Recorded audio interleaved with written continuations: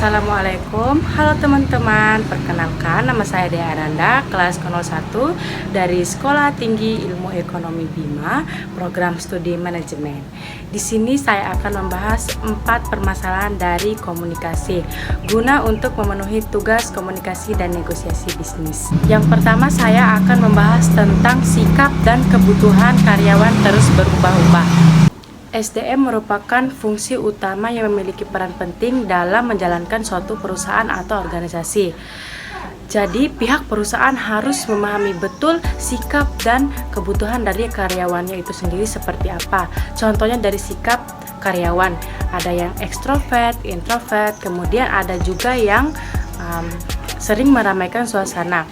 Dan dari sisi kebutuhan karyawan, pihak perusahaan harus memahami betul apa yang menjadi kebutuhan dari karyawan itu sendiri seperti apa. Contohnya melakukan personality test dan melakukan training guna untuk memahami masing-masing karakter dari karyawan itu sendiri seperti apa, dan juga memberikan kompensasi dari hasil kinerja yang dilakukan oleh karyawannya. Yang kedua, tekanan pesaing yang semakin meningkat. Maka kita sebagai pelaku usaha harus lebih berpikir kreatif bagaimana cara produk kita dapat bersaing dengan produk-produk atau usaha-usaha lain, entah dari segi kualitas produk yang kita tingkatkan, pemasaran maupun promosi yang harus lebih ditingkatkan, atau menciptakan produk-produk baru yang sesuai dengan minat dan sudah dilakukan riset dan didalami terlebih dahulu. Contohnya yang sedang terjadi di Kota Bima, toko Serba 35 dan toko-toko lainnya. Memang dari segi kualitas sesuai dengan harga yang ditawarkan, maka konsumen atau masyarakat lebih cenderung memilih atau membeli di toko Serba 35. Oleh karena itu, toko-toko lain mengalami mungkin yang mempunyai kualitas bagus tapi harganya cukup signifikan. Jadi toko-toko lain mungkin akan mengalami bangkrut dan kehilangan konsumen itu.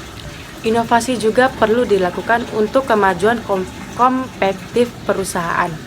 Yang ketiga, kita akan membahas tentang membanjirnya kuantitas data dan informasi. Data merupakan kenyataan apa adanya, sedangkan informasi hasil pengolahan data menjadi bentuk yang lebih berguna untuk bagi penerimanya, di mana akan menggambarkan suatu kejadian dan berguna untuk langkah pengambilan keputusan. Contohnya di dalam dunia bisnis, sebuah perusahaan mempunyai produk, maka perusahaan tersebut harus menginformasikan produknya tersebut kepada konsumen atau kepada masyarakat agar masyarakat tahu atau mengenal produknya itu. Nah, sebuah perusahaan dapat menginformasikan produknya itu dengan cara langsung maupun tidak langsung. Secara langsung, bertemu langsung dengan konsumen atau masyarakat dan menjelaskan secara detail kualitas produk, packaging, dan lain-lain.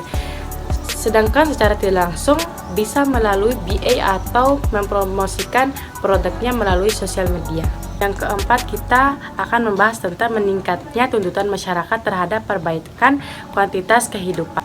Dalam berbagai aktivitas membawa dampaknya bagi kualitas kehidupan baik bagi individu atau masyarakat. Berbagai permasalahan yang terjadi di Indonesia sebagian besar disebabkan oleh ulah manusia itu sendiri atau memang alam yang sudah mulai mengikis.